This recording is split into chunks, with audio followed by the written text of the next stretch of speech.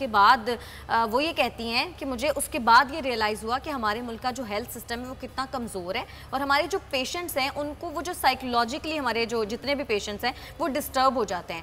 اس کے بعد ان کو جو ایک کاؤنسلنگ کی ضرورت ہوتی ہے وہ ہمارے ملک میں نہیں ہے. اور اگر کوئی پیشنٹ خود سے کسی سائیکیٹرسٹ کے پاس جانے کی کوشش کرتا ہے تو لوگ اس کو بہت ایسی نظروں سے دیکھتے ہیں کہ تم کیا پاگل ہو جو تم سائیکیٹرسٹ کے پاس جا رہی ہو. حالانکہ وہ یہ کہتی ہے کہ ہر پیشنٹ کو ضرورت ہوتی ہے کاؤنسلنگ کی. پہلے تو بہت افسوس ہے کہ ایک بڑی کم عمری میں ایک بڑی رائٹر بن جانے اور بڑی پروڈیوسر بن جانے کے لیے اور ڈائریکٹر کے طور پر انہوں نے بڑا نام کمایا. مجھے اسماء نبیل کی موت پر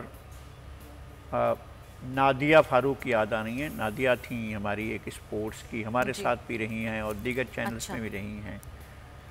وہ بھی اچانک کینسر سے ہی جنگ ہار گئی تھیں اور ان کے چلے جانے کا مجھے دکھ اتنا شدید ہوا تھا کہ مجھے لگتا تھا کہ یار یہ ہنستے کھیلتے بالکل بیٹھی باتیں کرتے یہ لڑکی چلی گئی. اور اسی طرح سے جو ہے وہ اسماء نبیل ایک بہت ہی باکمال باصلاحیت اور زندگی کے بالکل آخری دنوں میں اپنے ہیلتھ سسٹم سے مایوس ہونا یہ بہت ہی زیادہ افسوسناک تھا.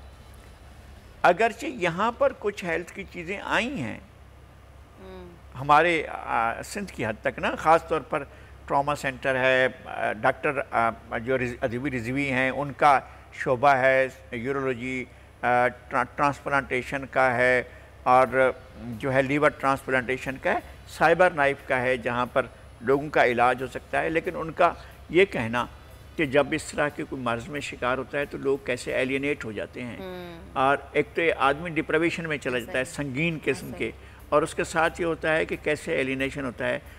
بھائی کیا سوچ رہا ہے، بہن کیا سوچ رہی ہے، بھائی کیا سوچ رہا ہے، رشتہ دار کیا سوچ رہے ہیں. سب سے زیادہ وہ یہ کہتی ہے کہ جب کسی کو اچانک پتہ چلتا ہے نا کہ کینسر ہے تو وہ جن نظروں سے ایک دم آپ کو دیکھتا ہے نا، وہ جو نظریں ہیں وہ کہتی ہیں وہ اندر سے آپ کو کاٹ دیتی ہیں، وہ مار دیتی ہیں آپ کو. میں وہی عرض کر رہا ہوں. ہماری ایک اور کلیگ تھی ہمارے ساتھ، انہوں نے بڑا عرصہ کام کیا، وہ عمرے کے لیے گئی تھیں اور ان کو واپسی پر پتہ چلا کہ بلڈ کینسر ہے اور آخری لیول پر ہے. او مائی گاڈ، کس طرح سے ہمیں اندازہ کس طرح سے ہوا اور پھر ہم نے کس طرح سے اس کو لیا. ہمیں بہرحال ہم اسی سوسائٹی میں رہتے ہیں، اسی طرح تکلیف ہوئی تھی. بالکل. اس سے جا کر بات کی، اسے کہا نہیں تمہیں کچھ بھی نہیں ہوگا، یہ ہو ہی نہیں سکتا ہے کہ تم نے تو مرنے کے لیے نہیں پیدا ہوئی ہو بھائی، تم تو زندہ رہو گی. تو اس نے ہنسنے اور رونے کے درمیان کہا تھا کہ نہیں میں جانے والی ہوں، میں چلی جاؤں گی. بہت دکھ ہوا تھا. اور اسی طرح سے نادیہ کو بالکل ہم نے ہنستے مسکراتے دیکھا اور یہ اسماء اچانک چلی گئی ہیں اور دکھ دے کر چلی گئی ہیں. اور ان کا یہ دکھ بڑا تشویشناک ہے کہ یہاں پر لوگ عجیب نظروں سے دیکھتے ہیں. اور اگر آپ کسی سے مشورہ کرنے کے لیے کہ نفسیاتی الجھنیں ہم بات تو کریں کسی کے ساتھ تو لوگ آپ کو ایک کیس بنا دیتے ہیں، یہ کیس ہے یار، تم تو سائیکو ہو. ہاں تم سائیکو، یہ کر. سبسکرائب کریں اور بیل دبائیں تاکہ کوئی خبر رہ نہ جائے.